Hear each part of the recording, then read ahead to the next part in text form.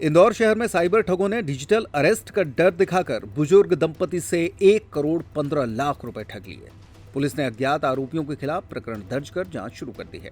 पूरा मामला इंदौर के हीरानगर थाना क्षेत्र का है, जहां शिकायतकर्ता 80 वर्षीय विजय सक्सेना और 77 वर्षीय उनकी पत्नी सुमन सक्सेना निवासी बजरंग नगर इंदौर के मोबाइल पर 15 नवंबर 2025 को एक वीडियो कॉल आया। कॉल करने वाले ने खुद को पुणे एटीएस मुख्यालय का अधिकारी चंद्रभान सिंह बताया। उसने दावा किया कि सुमन के नाम से जम्मू में एचडीएफसी बैंक खाते में 70 लाख रुपए का संदिग्ध ट्रांजैक्शन हुआ है और मामला आतंकवाद से जुड़ा है। इसके बाद आरोपियों ने लगातार वीडियो कॉल कर महिला और उनके पति को कथित पूछताछ के नाम पर घंटों बैठे रहने को मजबूर किया। उन्हें धमकी दी गई कि सहयोग नहीं किया तो गिरफ्तारी होगी, संपत्ति जब्त होगी और बच्चों को नुकसान पहुंचाया जाएगा। डर के माहौल में आरोपियों ने व्हाट्सएप पर आधार कार्ड, पैन कार्ड और बैंक संबंधी दस्तावेज मंगवा लिए। इसके बाद 2 अलग अलग बैंक खातों के नंबर देकर कहा कि जांच पूरी होने तक रकम सुरक्षित ट्रांजैक्शन के रूप में ट्रांसफर करनी होगी। 20 नवंबर को 2 खातों में ट्रांसफर हुए 1 करोड़ 15 लाख। 20 नवंबर 2025 को महिला ने अपने खाते से 49,70,000 रुपए और उनके पति ने 63,30,000 रुपए एनईएफटी के माध्यम से ट्रांसफर कर दिए। आरोपियों ने यह भी हिदायत दी कि बैंक में पूछताछ होने पर बताना कि रकम बेटियों के लिए भेजी जा रही है। रकम ट्रांसफर के बाद लगातार फोन कॉल्स और मानसिक दबाव के चलते पति की तबीयत बिगड़ गई और उन्हें अस्पताल में भर्ती कराना पड़ा। घटना के कुछ दिन बाद महिला ने पूरी जानकारी अपने दामाद को दी। इसके बाद मामले की शिकायत साइबर क्राइम ब्रांच में की गई। जांच के बाद 27 फरवरी 2026 को हीरानगर थाने में एफआईआर दर्ज की गई।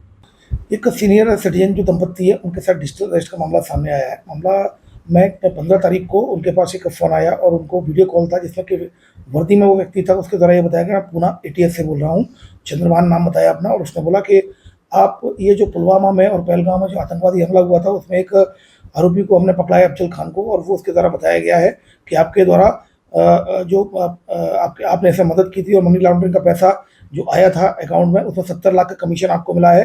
अतः आपको अपने जो बैंक अकाउंट में है उनकी चेकिंग करानी होगी। फिर लगातार अलग अलग दिनों में फिर वो फ़ोन कट गया। उसने बोला कि हमारा कोई एचडीएफसी बैंक में खाता नहीं है। फिर अगले दिन फ़ोन आया, फिर उसके 2 दिन बाद फ़ोन आया, फिर अलग अलग व्यक्ति फ़ोन करने लगे और वीडियो कॉल पर लेकर उसको डिजिटली अरेस्ट किया गया और उससे लगभग ये बोला गया कि आरबीआई की गाइडलाइन है, इसमें आप एक बैंक में आपको पहले आरबीआई के एक अकाउंट में पैसा ट्रांसफ़र करना होगा। उसके बाद हम वेरीफाइड करेंगे मनी लॉन्ड्रिंग का पैसा तो नहीं है, और जब ये वेरीफाइड हो जाएगा तो आपको पैसा वापस हो जाएगा। अगर आपने इन्वेस्टिगेशन में सहयोग नहीं किया तो फिर आपको अरेस्ट कर लिया जाएगा। तो उस तरह उसको डराया धमकाया गया और वीडियो कॉल पर रखा और उससे एफडी 2 एफडी थी, एक पति की थी और इसकी खुद की थी। खुद की एफडी भी तुड़वाई गई जिसमें लगभग 50 लाख के करीब था, और इसकी जो पति की भी एफडी थी जिसमें लगभग 65 लाख के करीब था। वो दोनों ने अपनी एफडी तुड़वाई। साथ में उनको ये भी बताया गया कि जब बैंक में आप एफडी तुड़वाएंगे तो ये बताना कि बच्चियों को हम डिस्ट्रीब्यूशन बच्चियों को दे रहे हैं, इसलिए एफडी तुड़वा रहे हैं। और इस तरह से इनकी तरह एफडी तुड़वा ली गई। तो कुल मिलाकर 1 करोड़ 15 लाख का इनके साथ फ्रॉड किया गया है डिजिटल अरेस्ट। उन्होंने वेट किया कि उनका पैसा वापस आएगा, लेकिन जब पैसा वापस नहीं आया तो फिर अपने रिलेटिव को बताया, तो रिलेटिव के साथ फिर वो यहाँ क्राइम ब्रांच आए, जहाँ टेक्निकल एविडेंसेस के आधार पर अभी इन्वेस्टिगेशन किया जा रहा है और फिलहाल एक मामला पंजीबद्ध कर लिया है। साइबर फ्रॉड की जो फ्रॉड की जो अलग अलग धाराएँ हैं उसमें धोखाधड़ी की विभिन्न धाराओं में केस रजिस्टर्ड कर लिया गया थाना हीरानगर में। अब टेक्निकल एविडेंसेस के आधार पर क्राइम ब्रांच और हीरानगर पुलिस इसमें इन्वेस्टिगेशन कर रही है। मैं बताना चाहूँगा ये डिजिटल अरेस्ट का 1 जनवरी से लेकर अभी ये अगर हम देखें तो लगभग ये 4था मामला है इंदौर पुलिस कमिश्नरेट में, और इसमें अभी पिछले वर्ष डिजिटल अरेस्ट के मामले काफ़ी आए थे। 2024 में सबसे ज़्यादा मामले आए थे, 2025 में कमी आई थी। अभी भी फ्रिक्वेंटली यदा कदा ऐसे मामले आ रहे हैं। तो फिलहाल अभी ये 4था मामला सामने आया है और इसमें लगातार इसमें कार्रवाई की जा रही है। सर, कितने दिन इनको डिजिटल अरेस्ट रखा गया था? इनको 15 तारीख से लगभग 30 तारीख तक अलग अलग दिनों में, एक दिन में फ़ोन किया, फिर उसके अगले दिन 1 घंटे के लिए फ़ोन किया, फिर अगले दिन फ़ोन किया, अलग अलग समय में इनको फ़ोन किया और उसके बाद फिर इनको डिजिटल अरेस्ट रखा गया। फिलहाल इसमें धोखाधड़ी की विभिन्न धाराओं में केस रजिस्टर्ड कर लिया गया है और साथ में अभी इसमें जैसा कि मैं बताना चाहूँगा सभी लोगों को, डिजिटल अरेस्ट जैसा कुछ भी नहीं होता। कानून में केवल फिजिकल अरेस्ट का प्रावधान है। लॉ एनफोर्समेंट एजेंसी कभी भी आपका पैसा ट्रांसफ़र नहीं कराती। अगर आपका अकाउंट सस्पेक्टेड है तो उसको ब्लॉक किया जाएगा, लेकिन कभी भी उसमें से पैसा ट्रांसफ़र नहीं कराया जाएगा। नर्मदा केयर अस्पताल छतरपुर का एकमात्र सर्व सुविधा युक्त अस्पताल, जहां 24 घंटे मिलती है आपातकालीन और नियमित चिकित्सा सेवाएं। कुशल और अनुभवी डॉक्टरों की सबसे बड़ी टीम जो करती है आपकी कंप्लीट केयर।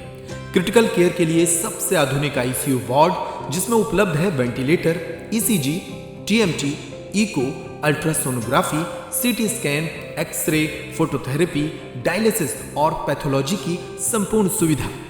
मानवीय चिकित्सा मूल्यों पर आधारित सभी प्रकार के ऑपरेशन का लाभ पाएं।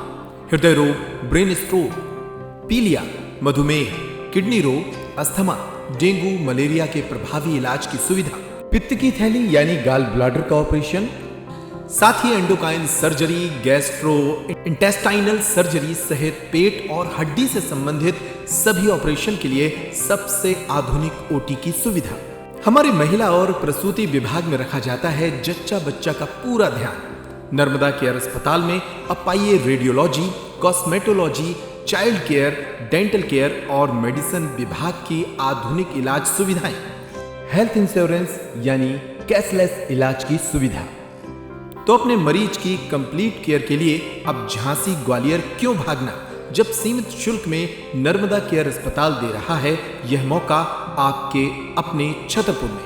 हमारा पता है नर्मदा केयर अस्पताल LIC के सामने, जवाहर रोड, छतरपुर। हमें फोन करें 9039025934।